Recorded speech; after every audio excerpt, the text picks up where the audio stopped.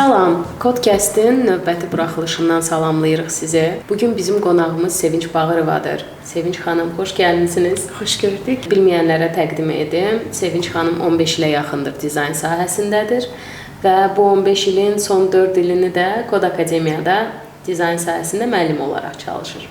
Sevinç xanım, ilk olaraq öyrənmək istəyirəm ki, 15 il çox böyük bir rəqəmdir dizayn sahəsi üçün. Çünki Azərbaycanın elə özündə də dizayn sahəsi çox da qədimdir deyə bilmərik. 15 il əvvəlki Sevinç, dizayna yeni gələn Sevinç və bugünkü Sevinç arasında nə kimi fərqlər var? Xatirə xanım, xoş gördük bir daha. Mən universitetimizin ilk tədris ilindən başlayaraq işləməyə başlamışam. Təbii ki, təcrübəçi olaraq. Yəni 15 ilin içərisində o da var həmçinin. Mən tələbə olan vaxtı populyar idi, amma indiki qədər əlçatan deyildi.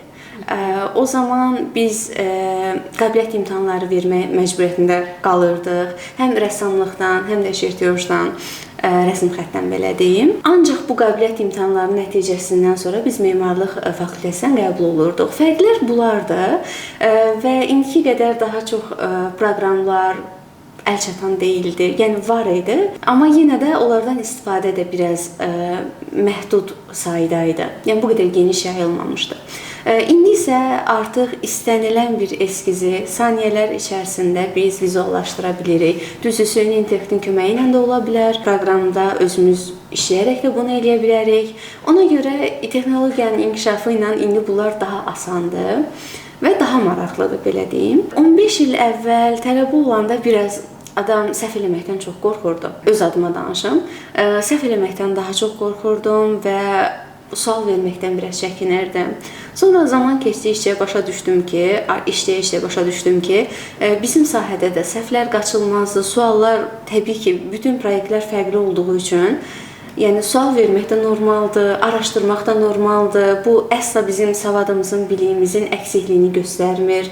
Əksinə araşdırdıqca daha yeni, fərqli nüanslar görürük, öyrənirik. Dediyim kimi texnologiyanın inkişafının bizə verdiyi o hədiyyələrmi deyim, üstünlüklərmi deyim, onlardan da istifadə etmək lazımdır. Siz böyük ehtimal ki, keçid dövrünə rast gəlmisiniz. O keçid dövründə deyək ki, dədə-babadan bildiyimiz əllə çəkilən çirtyoju AutoCAD proqramı əvəzləyəndə Sevinç xanım bunu necə, bu keçidi özü mü etdi?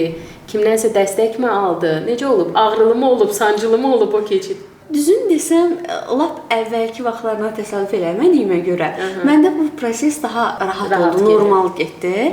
Nəyə görə? Çünki 50 il bundan əvvələ qayıtsaq, onda ağrılı olardı. Çünki orada avtomatlaşdırılmış bir sistem yox idi deyə hər mərtəbənin çirtiyojunu hamı əllə çəkməli idi. Yəni bir memar və bir də bir neçə köməkçi lazım olurdu ki, bütöv bir binanı hazırlayıb işi normal vaxtda ərsəyə gətirmək üçün. İndi isə təbii ki, yox.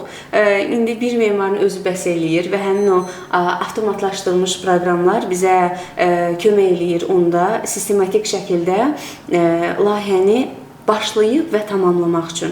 Yəni ona görə mən çox normal bir vaxtda təsadüf elədim əslində. Sadəcə internet resursları yox idi, yəni belə deyim, çox az idi.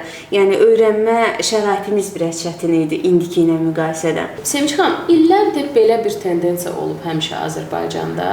Xanımlar, özəlliklə də dəbli xanımlar adlarının yanında interyer dizayneri labelini görməyə çox belə meyilli olublar. Və biz bunu Kod Akademiyada da çox müşahidə etmişik. Çünki bizim digital memarlıq tədrisimiz 2017-ci ildən başlamışıq tədrisə və həmin ildən müraciətlərin 90%-i xanımlar idi. Hamısının da ortaq bir cəhəti var idi ki, gənc, baxımlı, dəbli. Amma mən də bilirəm, siz də bilirsiniz ki, bu işin əsasında dəb dayanmır. Doğru mu? Digital memarlıq və dizayn sahəsində fəaliyyət göstərmək üçün bir insanın hansı top xüsusiyyətləri olmalıdır? Xatirə xanım, mən belə güman eləyirəm ki, həmin o müraciət edən xanımlar adətən işin zövq tərəfindədirlər. Yəni yekun nəticədə zövqə daha çox yönəlirlər. O önəmlidir, vacibdir, amma digər nüanslara da biz diqqət etməliyik. Burada funksionallıq çox önəmlidir. Yəni interyer dizaynda əgər funksionallıq yoxdursa, rahatlıq yoxdursa, istifadəçinin rahatlığı yoxdursa, təbii ki, buradakı estetika, gözəllik bizə heç nə vermir. Ona görə biz digər nüanslara da diqqət eləməliyik. Məsələn, ergonomika çox əsasdır.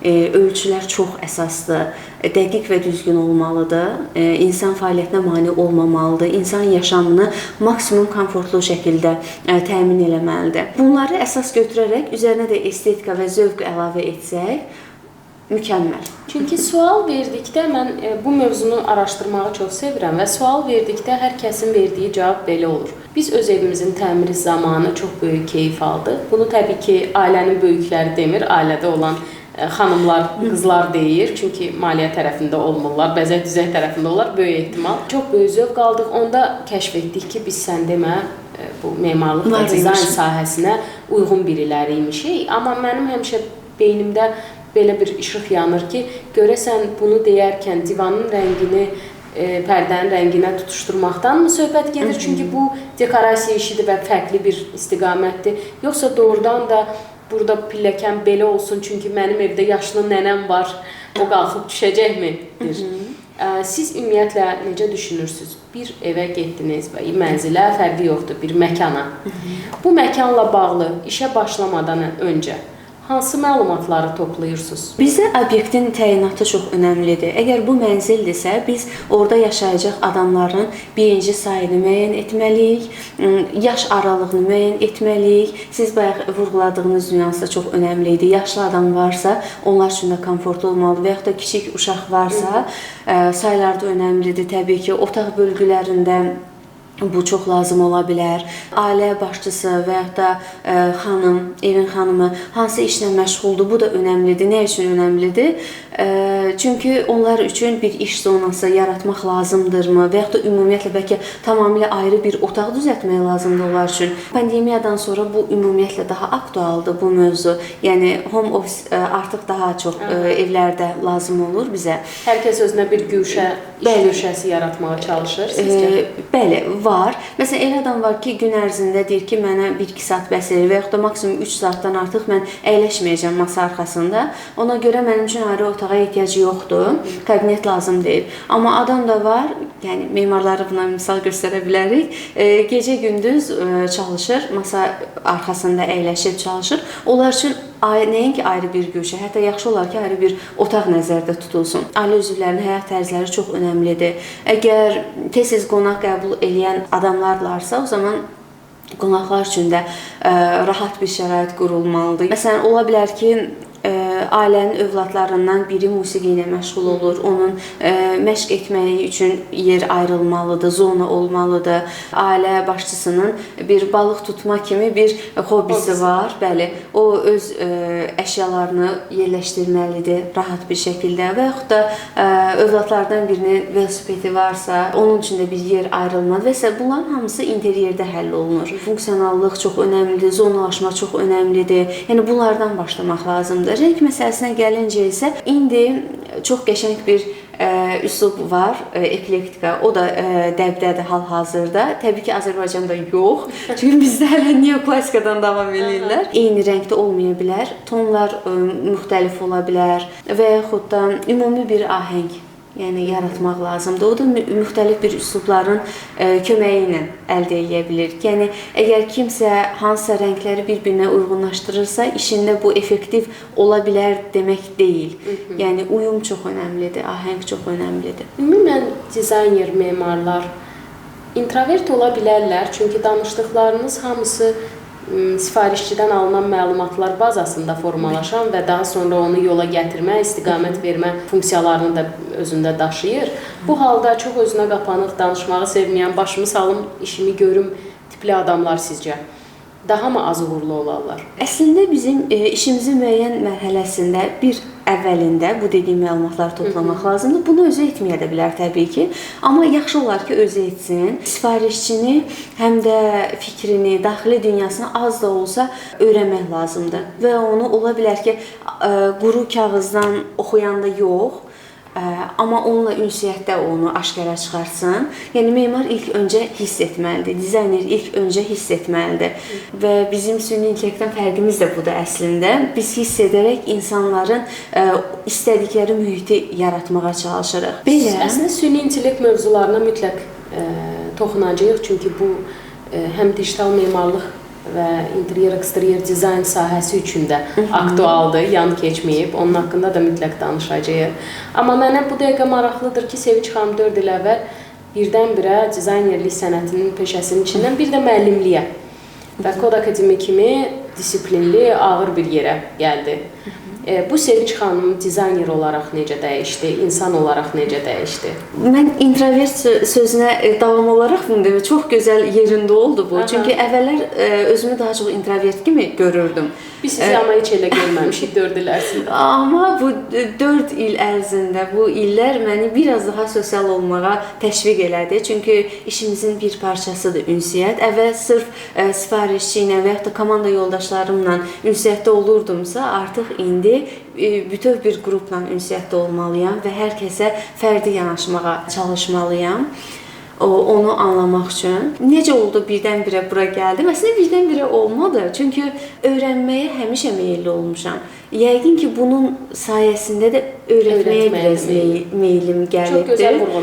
Məncə də həmişə öyrənməyə meyilli olan insanlar öyrətməyə də meyilli. Bəli, çünki bunlar bir-biri ilə qarşılıqlı vəhdətdədirlər, belə deyim. Yəni heç biri bir-birindən ayrı getmir və bizim sahəmiz də elədir ki, biz davamlı olaraq öyrənməliyik. Yəni yaşımızdan asılı olmayaraq biz öyrənməyə davam eləməliyik. Əgər biz nə vaxtsa bunu saxlasaq, o zaman hətta bir neçə aylıq, nə bilim 6-8 ay belə fasilə vermiş olsaq öz karyeramızda, öz işimizdə, yəni bu işlərimizdə özünü göstərəcək. Bəs var idi belə bir məqam ki, Sevinç xanımın yaradıcılığına təsir etdi müəllimliyi. Məsələn, öncələr Sevinç xanım daha çox, deyək ki, klassik üslubda işləyirdi, indi daha çox neoklassik. Çünki önünüzə gələn tələbələr daha çox gənclərdir, belə düşünürəm. Üslublarda düzünü desəm çox fərq eləmədi. Yəni o daxili zövq hələ də çox dəyişmədi.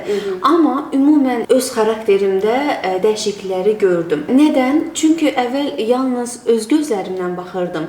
İndi həm də bəzi bir problemlər çıxanda, məsələn texniki problemlər çıxanda ola bilər və yaxud da hər hansı bir tələbə tərəfindən verilən sualda artıq onun gözü ilə baxmağa çalışıram.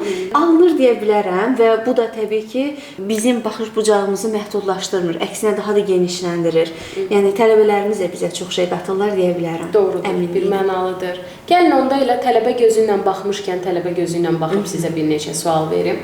Ən çox soruşulan suallardan, məsələn, tələbələr belə sorğuluyurlar ki, biz tədris müddətində bizi praktikaya aparacaqlarmı və praktika deyəndə tikinti sahələrini nəzərdə tuturlar. Hər hansı bir yeni tikili binanı, başında kaska qoyub orada gəzişməyi praktika kimi hesab edirlər. Bu da yəqin ki, şirkətlərin, camianın gətirdiyi bir, belə deyim də, görüntülü bir marketinq aksiyasıdır, bilmirəm. Çünki digital tədris veririksə və artıq memarlıqda da, dizaynda da hər şey digital həll edilirsə, hər hansı bir betonlu bir yerə başında kaska girib orada nəyəsə baxmaq, günün sonunda hamımız kərpiç də görmüşük, sement də görmüşük. Bu mənim şəxsi fikrim idi. İndi səsləndirdim. Bəlkə də bizə baxan bütün dizaynerlər fikirləşir ki, yox elə deyil.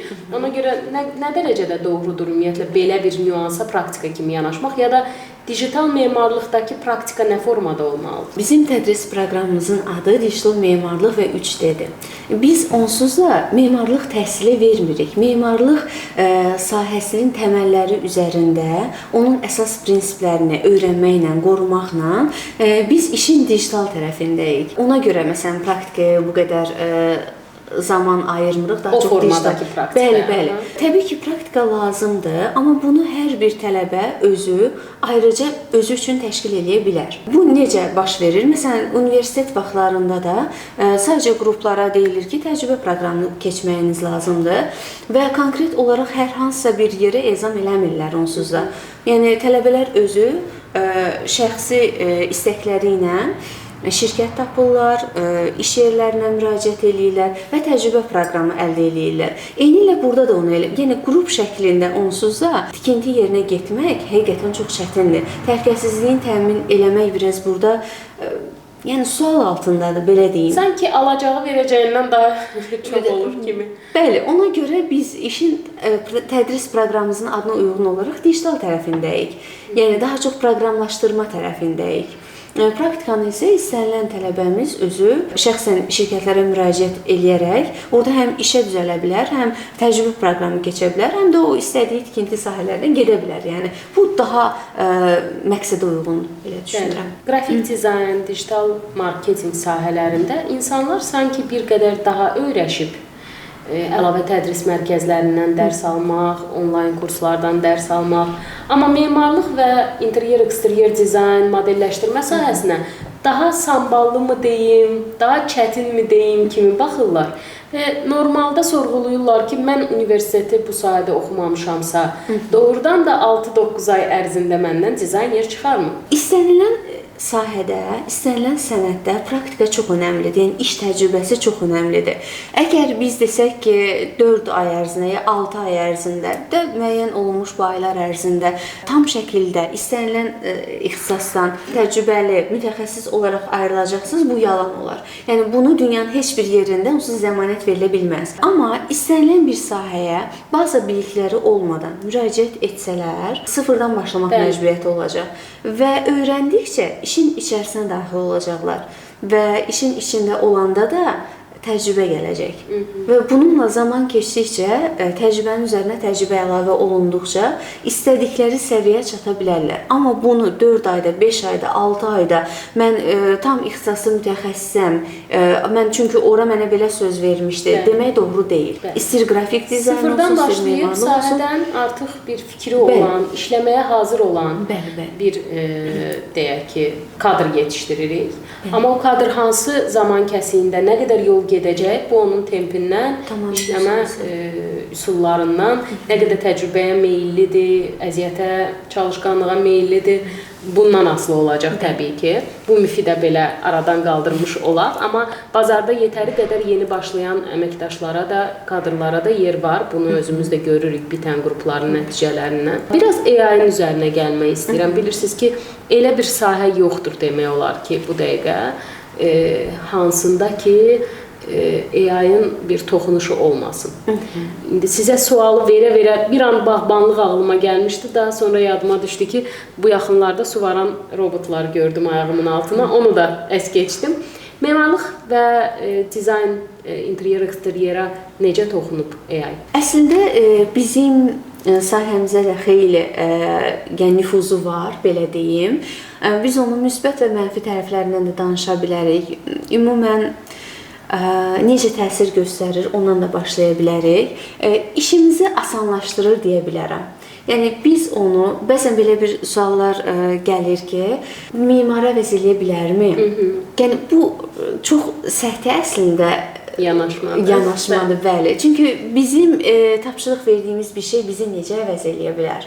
Amma biz onu yəni bir rəqib kimi deyil, biz onu bir əməkdaş kimi görsək, bir həmkar kimi görsək, bir köməkçi olaraq görsək, işimizdə daha gözəl nəticə əldə edə bilərik onun köməkliyi ilə. Nəticə etibarilə siz bugün özünüzə $20 verib bir assistent tuta bilməyəcəksiniz, amma $20 bir işinizi rahatlaşdıran bir pulunuz var da, doğru mu? Tamamilə doğrudur. Nələri bizə kömək edə bilər, nələri edə bilər?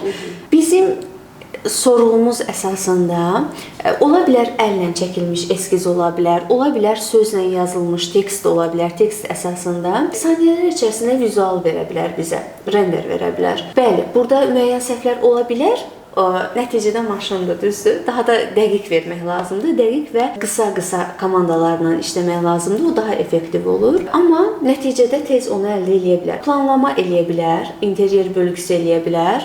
Bir neçə variantda, amma yenə də bunu redaktə olunmalıdır, yəni mütləq şəkildə redaktə olunmalıdır. Mütəxəssis buna bir göz gəzdirməlidir alınan nəticəyə. Konseptual köməyi bizə çox ola bilər. Tez şəkildə bir konsept hazırlaya bilər. Təbii ki, yenə də bizim sorğumuz əsasına sorğunu necə dəqiq biz versək, bir o qədər daha tez nəticə əldə etmiş olarıq. AI daha çox cəsarətli formalar verməklə bizə ilhamlandıra bilər memarı. İlhamlandıra bilər, amma hər şeydə onun üzərinə atmaq yaxşı deyil. Nəyə görə?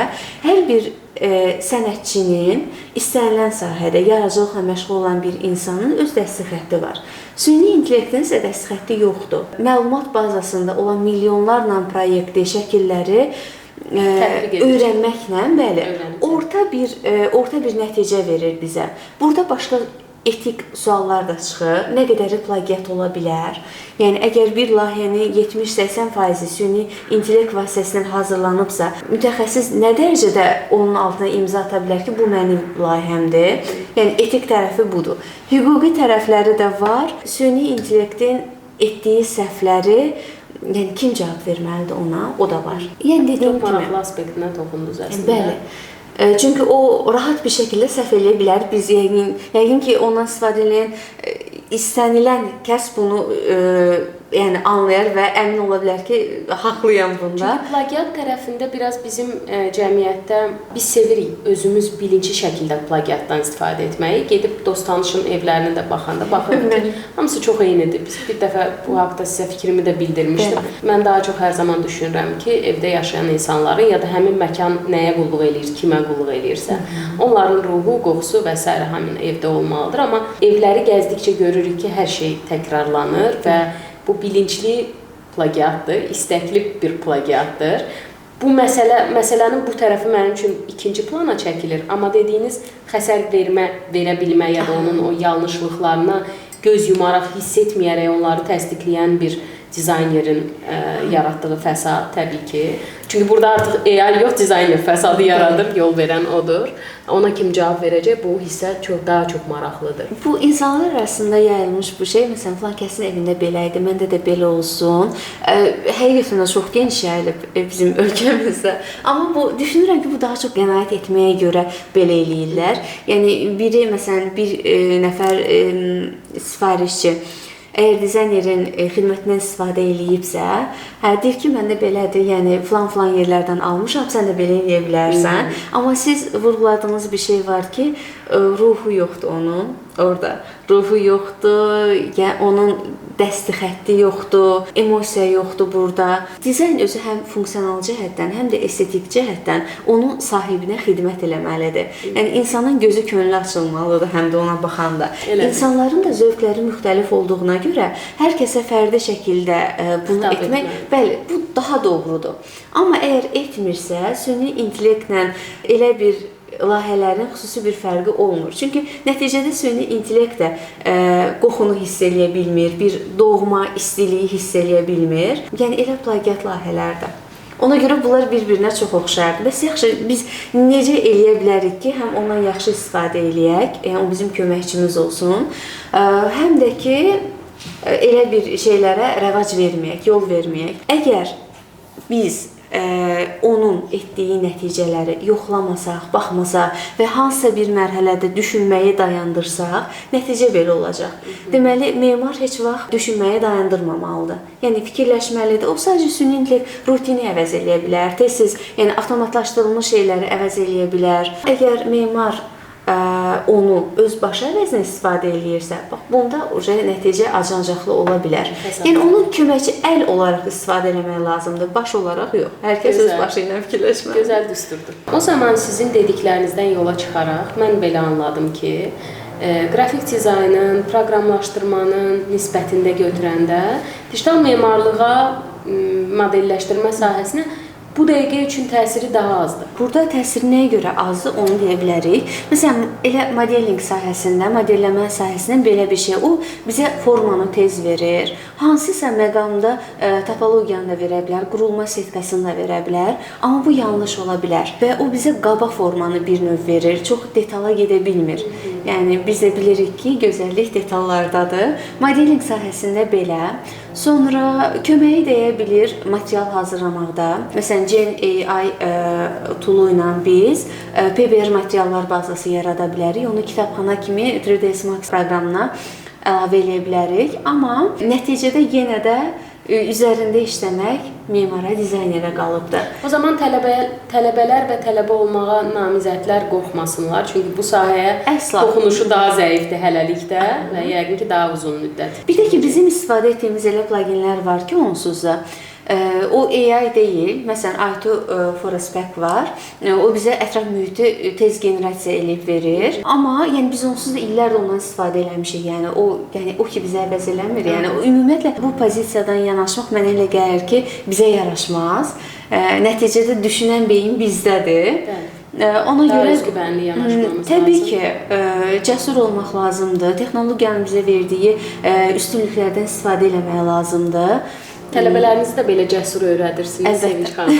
Bəs ən sevdiyiniz tələbə ya da yadınızda qalan tələbə işləri kodda çalışan müddətdə? T315 qrupundan Leyla Əliyeva adlı xanımımızın işi, landşaft işi çox xoşuma gəlmişdi və hələ də xatirimdədir.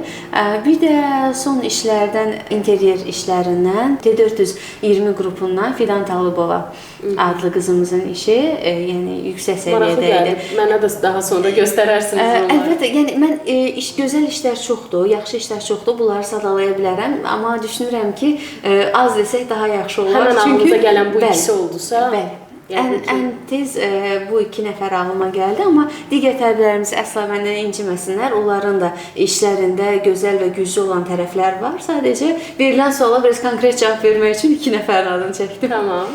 Və yekunda soruşmaq istəyirəm ki, bir insan memarlıq, dizayn, modelləşdirmə işinə yönəlirsə, hansı xüsusiyyətlərə sahib olmalıdır?